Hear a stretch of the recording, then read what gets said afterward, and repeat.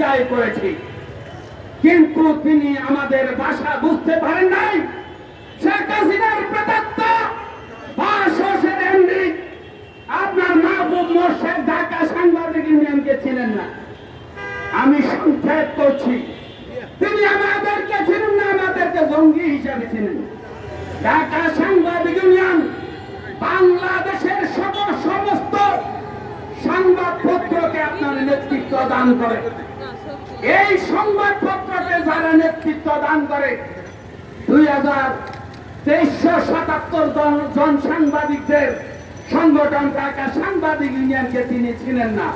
তিনি ছিলেন ভারতের মোদী, শেখ হাসিনাকে ছিলেন পালিয়ে যাওয়া। শেখ হাসিনাকে ছিলেন শেখ হাসিনার তাবিজে, শেখ হাসিনার তাবিজ করা কথায় পানি ভরা শরবত খেয়ে তিনি এখানে আওয়ামী লীগের সাংবাদিকদেরকে আপনার নিয়োগ দিচ্ছেন। আমরা বারবার বলেছি, যারা আওয়ামী লীগের সাংবাদিক, যারা গণতন্ত্র ঘাতক করছে গত 17 বছর সাংবাদিকেরা অন্ধ হয়ে, তাদেরকে আপনি নিয়োগ দেবেন না।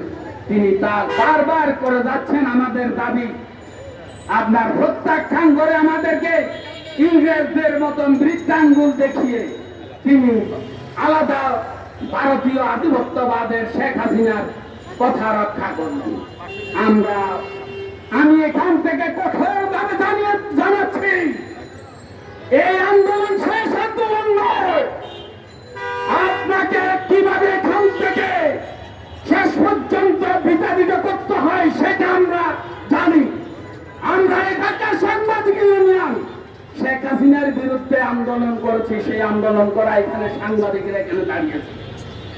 আপনি আমাদেরকে সাংবাদিক হিসাবে মানতে চান না, আপনি আওয়ামী লীগের তাবেদারি করে কিভাবে এখানে থাকেন সেটা আমরা বুঝবো।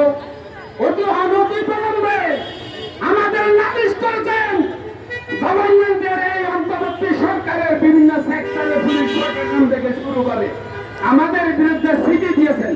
সেই চিঠি দ্রুত প্রত্যাখ্যান করে, আপনার প্রত্যাহার করে আপনি মাপ ছেড়ে ঢাকা সাংবাদিক ইউনিয়নের কাছে কিভাবে এখানে থাকবেন না থাকবেন না সেটা আপনি সিদ্ধান্ত নেবেন।